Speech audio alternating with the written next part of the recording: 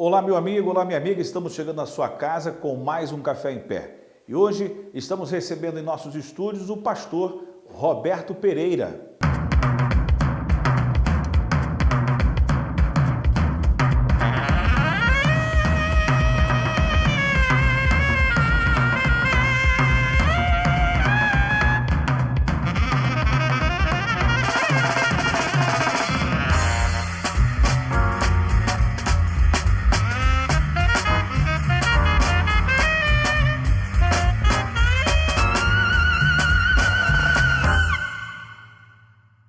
Muito bom ter você aqui conosco, muito obrigado pela sua audiência, muito obrigado pelo seu carinho e meu muito obrigado ao reverendo, ao pastor Roberto Pereira, por ter aceito o convite da equipe do Café em Pé para que hoje pudéssemos aqui estar discutindo não somente a cidade de Teresópolis, mas também estar discutindo aí quase 40 anos de ministério. Pastor, obrigado por ter aceito aí o convite de estar conosco, viu? Demerval, é um prazer estar com você neste programa, né, e conversando assuntos diversos. É sempre um privilégio bater esse papo com você, amigo de algum tempo, né? E sobretudo tomando um café com esse friozinho, realmente é uma benção. Rapaz, muito obrigado. Como é que tem feito, na verdade, como é que tem feito o frio em Teresópolis, eu digo até o contrário. Lá em 1988, né, eu estudava no Colégio São Paulo, na época eu não tinha cabelo branco, né, eu acho que o senhor também... não né, tinha também. Ele só tinha menos, né, só tinha menos cabelo branco. Né? Não tinha mesmo. Lá em 1988, eu lembro que na época eu morava ali ao lado na Silvio Romero, ali do lado do Teresópolis Golf Clube, e eu saía de manhã, porque eu escolhi São Paulo lá no bairro do Alto, né? Atrás da igreja católica, e eu saía de manhã para a escola, né? Eu colocava uma meia, colocava um meião, colocava uma calça de ginástica, colocava calça comprida, colocava uma blusa, né?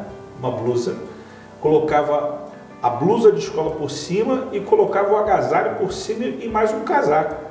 Caramba! Né? E os anos foram se passando, aí deixei o meião, deixei a calça de ginástica, deixei as blusas, né? Só que hoje, né, eu estou falando de um período de 1988, hoje nós estamos em 2020, né? Hoje o frio parece que volta a ser aquele frio da década de 80. Ou é impressão minha, pastor? Não, Teresópolis é o que a gente sempre fala, né? Estou aqui há quase 40 anos, não sou daqui, só morei em lugar muito quente.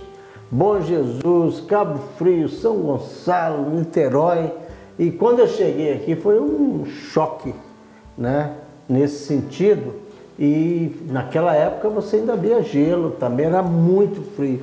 O frio de hoje é suportável, gostoso. Charmoso, eu diria assim, mas há alguns anos atrás era cruel, né? Mas eu percebo que Teresópolis sempre foi a cidade das 4 estações. No único dia, né? No único dia. Então a gente já me aclimatei, eu amo essa cidade. Agora, também pelo clima. Pastor Roberto, quase 40 anos ministrando, né, a palavra do Senhor através do ministério da igreja presbiteriana. E aí nesse momento não é que o senhor tenha se aposentado, o senhor não se aposentou, o senhor foi para um patamar acima. Agora o senhor está administrando, né, as ovelhas que se transformaram em pastores e por sua vez o senhor está ministrando e administrando esses pastores.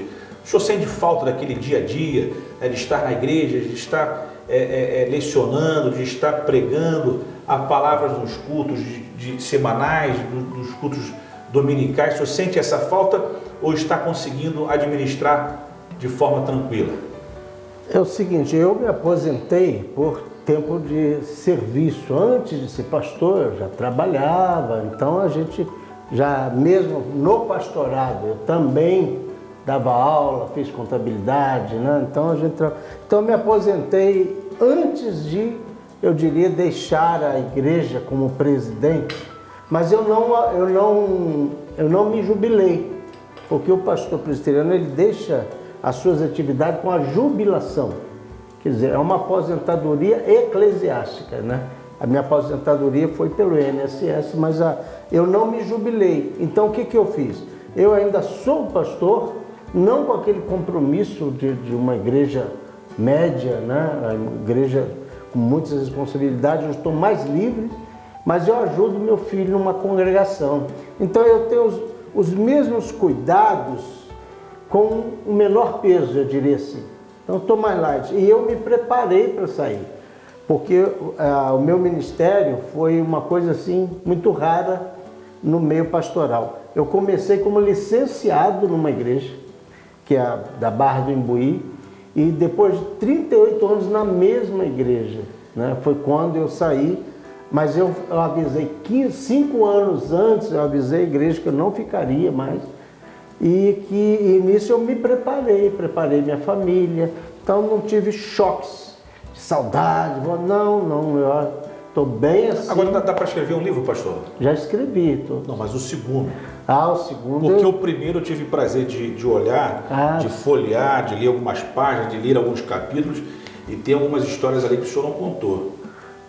Sim, porque foi um trabalho científico, né?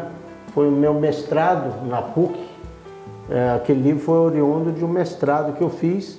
Então eu nem conto porque é uma linguagem mais técnica. Mais técnica, essa é a palavra certa.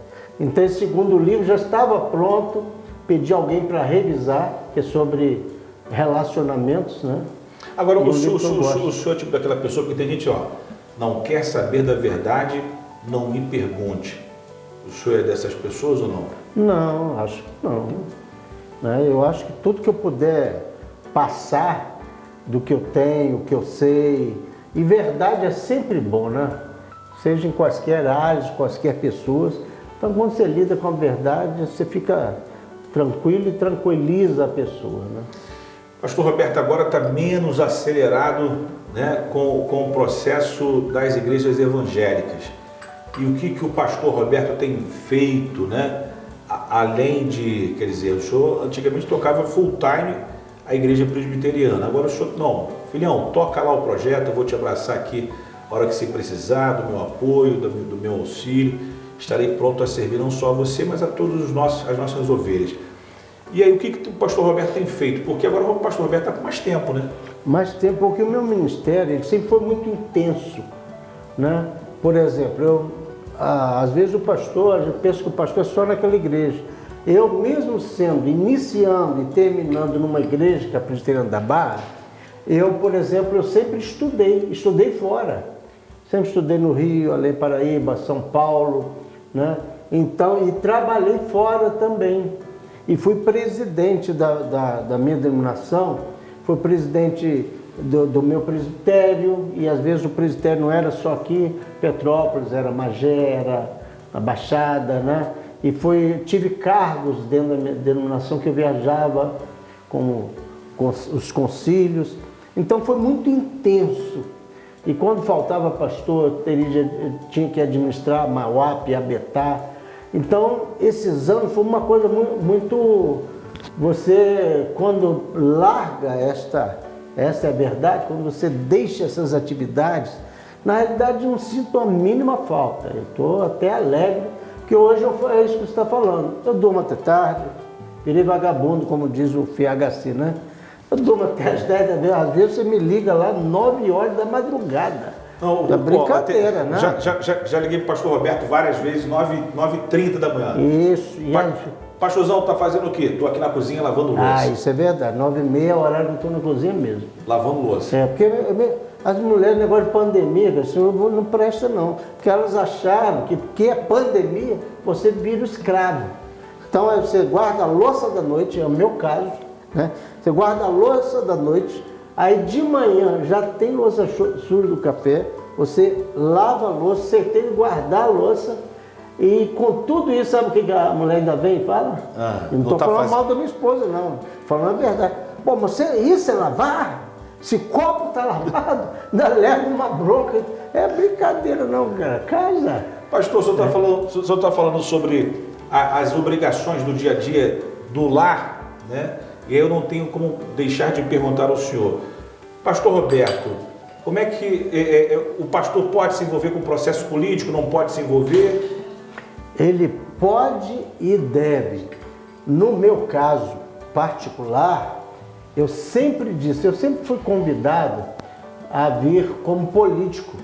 E eu dizia o seguinte, enquanto eu for pastor ativo, eu jamais serei candidato político. No entanto, eu sempre trabalhei em todos os meios políticos, nós nos conhecemos, né, neste meio. Sempre trabalhei desde o Celso Dalmaso, quando eu cheguei ao Celso Dalmaso. 88, 87. 82. Ele ficou prefeito até 1987. Porque a eleição foi em 1988. Quando eu cheguei em 82, era ele. E o prefeito. Aí eu não gostava de política, eu não me envolvia, mas teve um homem aqui na cidade, foi um pai para mim, eu sempre falo, acho que é Rubem Alsina. E ele me envolveu na política. Ele foi o causador de eu gostar desse meio. Então eu sempre trabalhei com todos os prefeitos, candidatos e tal, mas eu nunca quis ser. Então eu acho que o pastor ele é um cidadão como outro qualquer. E como é que o senhor avalia hoje o processo político da cidade? Bom? Isso já estava indo tão bem a conversa, né? Não, está horrível. A nossa cidade é uma cidade que vem sofrendo com a política, que eu chamo de politicagem. Porque política ela é saudável, né? Quando você pensa em outrem. Mas quando você tira a política, serve para os seus interesses pessoais, ela vira politicagem. Então eu creio que a cidade tem sofrido. E não vou dizer, a verdade é essa, não vamos colocar a culpa, botar ele como bode expiatório o atual prefeito, que para mim é ruim e para péssimo, mas ele não pode ser um bode expiatório também. Então a gente vem com problemas de gestões políticas há muito tempo e a nossa cidade de mal a pior em todos os aspectos. É lamentável você ter uma cidade tão linda, uma cidade que chama a atenção pelo nome, né? Mas que é conhecido como a cidade lá do alto das barraquinhas, né? Então é muito triste isso. Então eu creio que o momento político, não só de Teresópolis, mas a nível nacional, muito ruim, e a gente gostaria muito que isso mudasse. Pastor, olha, rapaz, quando vai ficando bom, tá acabando? O Bruno me olha de cara feia. Aí é o momento que a gente tem, lamentavelmente, de seguir para as considerações, né? Mas vou marcar Você já falou que o café até esfriar tá bom ainda. É por isso que o café é em pé, né? Pastor Roberto, para a gente poder finalizar, né? Eu sei que um minuto é muito pouco, mas o que a cidade precisa para não reformar a cidade, mas para transformar a cidade de Teresópolis? Eu creio, ela precisa de muitas coisas, é claro, né? Mas resumidamente, o problema hoje maior é o problema da saúde, se não tem como, que nós estamos numa pandemia. Então nós temos, nós pastores visitamos hospitais hoje mesmo, acabei de saber agora há pouco que faleceu mais uma pessoa por Covid, né? Uma pessoa idosa, a família está toda também volta, pegou na família toda, quer dizer, isso entristeceu, a gente tem orado, mas a gente que vai no hospital, se você vai numa UPA, é muito triste você ver a situação, né, da saúde e de como as pessoas são tratadas. Que uma coisa é uma pandemia, tudo bem, mas quando você tem um amparo dos profissionais da saúde, eles têm condições de ajudar a população. Então hoje não, é uma bagunça. Os profissionais são maravilhosos, estão ali, estão prontos, mas não tem às vezes nada, não tem remédio. Eu vi um caso hoje que lá no Rio de Janeiro o cara teve de arrombar a farmácia trancada pelo governador Witzel para pegar um remédio para uma pessoa que estava lá, só no hospital, porque eles estão transferindo as pessoas. Então você vê que é a nível nacional. Teresópolis não é diferente. Hoje, os hospitais, é preciso que a gente fale isso. Teresópolis está infestado, não é. Nós não estamos aqui como apregoadores, né, de momentos ruins, mas Teresópolis não tem essa tranquilidade que a gente pensa, não. Os hospitais estão cheios, né? As dificuldades existem. Então hoje é a área da saúde. Mas para mim, tudo isso, se eu fosse botar a saúde, o problema do turismo, que não existe há muitos anos, é um problema de gestão. Eu sei que tem o problema, mas quando tem uma boa gestão, tem uma pessoa responsável, uma pessoa do povo, que ouve o povo. Hoje como é que você não é ouvido, Demerval? Você não vê os nossos gestores, os nossos políticos, eles se esconderam nos gabinetes e as pessoas querem pelo menos conversar. Não quero pedir nada, não. Vamos marcar um próximo café? Vamos, que hoje não deu nem para esquentar o café. Porque esse papo ele precisa ser alimentado, né? Fazendo com que a população participe mais. Pode ser? Pode ser, é hora que você marcar. Então já brindou com café? Hein? Vamos. Então olha só.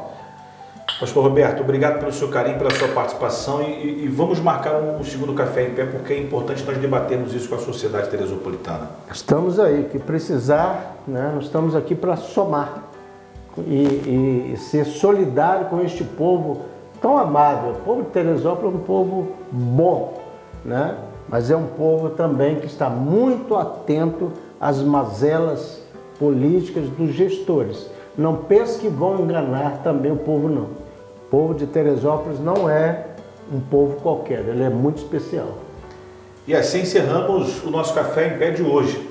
Na semana próxima, novamente estaremos aqui com outra personalidade de Teresópolis, do Brasil e do mundo. Forte abraço e obrigado a todos aí pelo carinho.